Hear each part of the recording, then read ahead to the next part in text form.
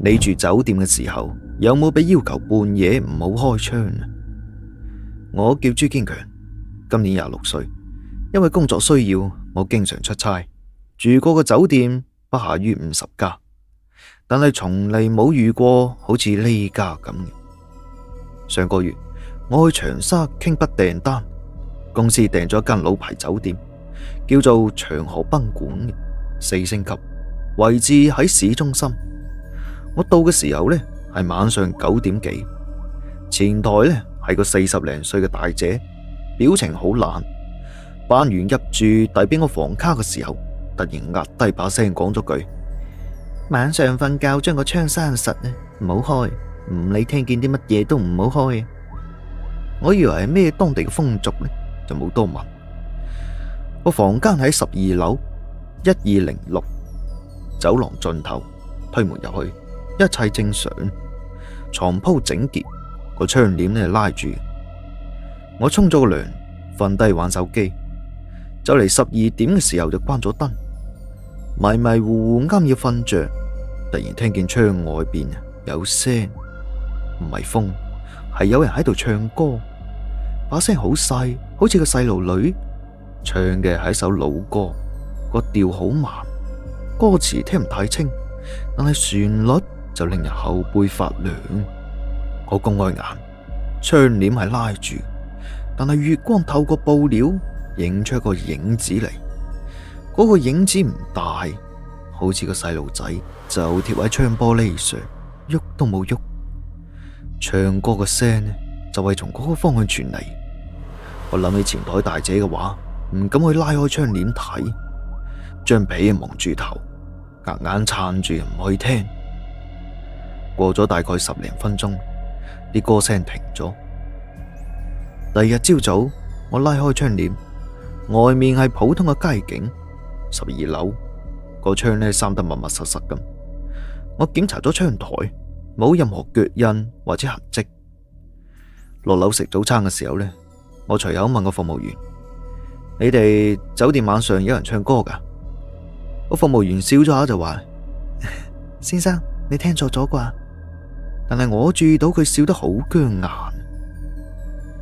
第二晚我特登早瞓，10點就熄咗燈，啱眯埋眼，個窗外邊又響咗。呢一次唔係唱歌，係喺度敲玻璃，篤篤篤3下，唔重唔輕。我閉住呼吸冇喐，然後又敲咗3下，呢一次係更重手啦。跟住呢，係一個細路女嘅聲，帶住哭腔話：哥哥，開下窗啊，我凍啊！我個心都就嚟要跳出嚟咁滯，把聲咁真實，就好似貼喺耳邊咁。我強迫自己唔可以理，將被呢裹得緊實啊！我把聲又嗌咗幾次，最後講咗一句令我成身毛管動嘅話：你唔開，我就從門入嚟啊！我猛坐起身，望向房門，道門係鎖住，安全鏈掛住，但係門把手喺度慢慢轉動，好似有人喺門外試圖擰開咁。我衝過去撳住個把手，門外傳嚟一陣指甲拗門嘅聲，咁，然後一切安靜咗。我透過貓眼向外睇，走廊空溜溜，乜都冇。第3晚，我實在忍唔住，去前台換咗間房。個前台大姐話冇空房，但係就遞咗一張紙條俾我，上面寫住個地址：長河路17號老居民樓302。佢話：你今晚就喺呢度住啦，啲房費我哋退俾你。我問佢點解，佢猶豫咗下就話：1206嗰間房3年前有個細路女從個窗跌咗落去，佢阿媽係酒店員工，嗰日晚上加班，將個細路仔一個人鎖喺房間裏邊。個細路仔想開窗揾阿媽，就從12樓跌咗落去。我隻手開始震，咁每日晚黑敲窗係？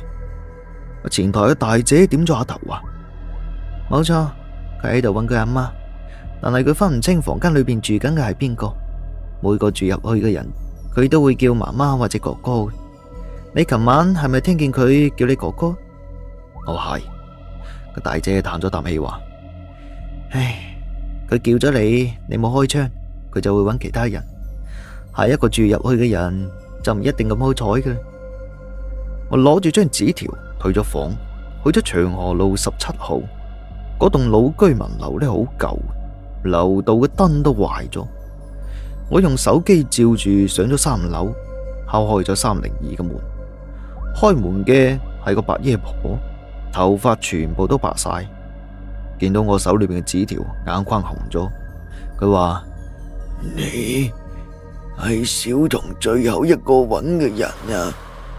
我話係。個白爺婆俾我入咗屋，同我斟咗杯水就話：小童係我嘅孫女，3年前嘅時候，佢嘅魂一直都未走，就喺酒店嗰間房附近轉。佢唔想害人，佢就係想揾個人同佢開門，俾佢入去。佢覺得只要入咗嗰間房，就可以等到佢阿媽。個白爺婆從櫃裏邊攞咗張相嚟，相裏邊嗰個細路女5、6歲，紮住個孖辮，笑得好甜。佢話：你可唔可以幫個忙啊？你今晚住喺呢度，小童會跟過嚟嘅。你同佢好好地講，同佢講佢阿媽已經唔喺酒店，叫佢唔好再等啊！嗰日晚上，我瞓喺白爺婆屋企個梳化上，半夜12點，窗外邊又傳嚟嗰把聲。呢一次唔係喺12樓，係喺3樓個窗外。個細路女話：哥哥，你喺邊度啊？我行到窗前，深吸咗啖氣，拉開窗簾，窗簾乜都冇，但係月光下，窗台坐住個細細粒嘅影，半透明，紮住個孖辮。我踎低嚟輕聲講：小童啊，你媽媽已經唔喺酒店啦，你唔好等啦，去該去嘅地方啦。嗰道影係晃咗下，傳出句嚟：哥哥呃人，媽媽每日都喺酒店上班嘅。我就話：你阿媽已經辭咗職啦，佢3年前就辭咗職，佢唔敢再返嗰個地方。你一直敲窗，佢聽唔見嘅。嗰道影沉默咗，過咗好耐，佢話：咁我去邊度揾媽媽？我話：你去揾一個叫天堂嘅地方，嗰度冇窗，唔使敲，你媽媽會喺嗰度等你。個影慢慢企咗起身，向我揮咗一手，然後散咗，好似霧氣俾風吹散咁。窗台上乜都冇。第二日早上，我白爺婆同我講，琴晚佢夢見小童着住新裙，笑住同佢告別，話去揾媽媽。我退咗房，返到東莞。後嚟我查過，長河賓館1206嗰間房已經俾改成雜物間，唔再對外出租。而嗰棟老居民樓302，個白爺婆後嚟都搬走咗，冇人再聽過小童嘅歌聲。